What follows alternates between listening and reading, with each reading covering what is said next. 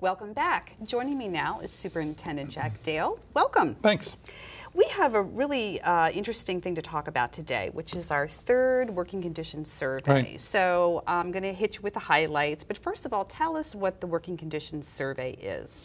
Well, we started with this, as you mentioned, the third time. We actually started in 2008. It was a collaboration effort with one of our teacher associations who had been working on this project, New Teacher Center, and invited me to come to a conference, learn more about it. And long story short, we jointly said this would be a great thing to put in place at Fairfax, or at least test it and see how we like it. Because we're not only trying to monitor student achievement, but we also want to monitor the working conditions for two reasons. One is, the theory behind this is, and the research bears it up, is that the working conditions are actually the learning conditions. Working conditions for teachers are the learning conditions for kids. So you want to monitor that. The other thing that I was very interested in is how we can improve retention and collaboration rates, because that's one of the things that we do extremely well in Fairfax is we work on collaboration and collaborative teams, professional learning communities.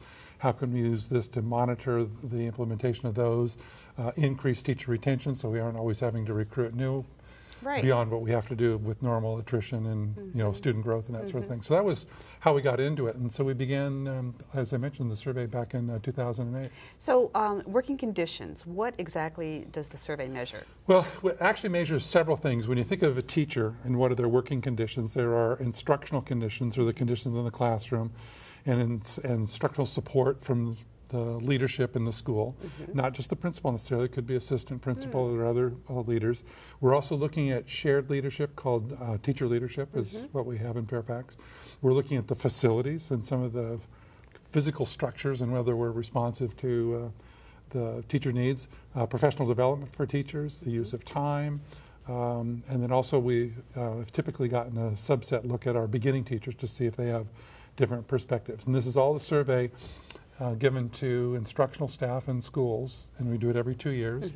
We started off with about a 58% response rate, which is typical when you first start these. And this year, earlier this spring, I guess it would be, we hit 85% or 80% response rate. That's so we had a great. great response rate. Right, and mostly are teachers, correct? Even though you have some... Mostly teachers, guidance counselors, psychologists, social workers would also be included. Okay, great. And then we also, principals complete the survey and give leadership team feedback from their perspective as well. Very good. So what did we find out? I was actually very pleased on a couple fronts. One is the percentage that agree or strongly agree with these positive working conditions went up substantially, or continued to go up substantially. Each of the times we've taken it, or the previous two times, or previous one time, and then this time, we've had amazing increases.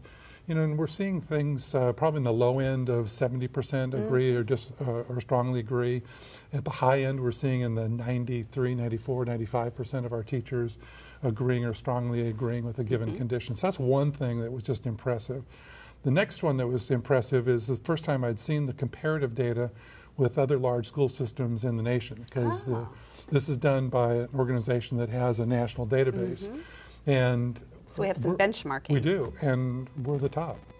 That's one terrific. Other jurisdiction, Wake Forest in North Carolina, and we are comparable, but after that, our results are better than Maryland jurisdictions, and better than Nevada, better than quite a few others, which I didn't realize. So I knew we had great things in Fairfax, but it was kind of confirming for me to see that kind of result. Well, before we get into some of the specific results, what do you attribute that to? I think we've done a great deal of two things. I guess maybe not the right sentence structure, but we've done two things well. One is we've worked on collaborative teams, professional learning communities, and that builds teamwork. That's one.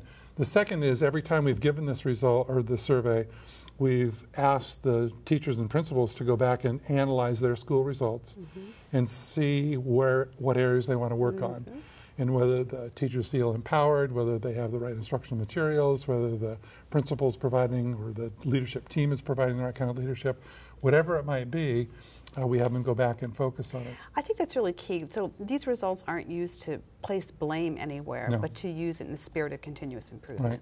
And each time we do this survey, the results are even more public. So they're on the website now and available for public scrutiny. But it's, again, like you said, the spirit is okay, here's some data about our school. Now, what is it that we can do as a school community to improve the working/learning conditions for our kids in the school? So let me just tick off a couple of things. More than 90% of our respondents agree that teachers are encouraged to try new things to improve instruction.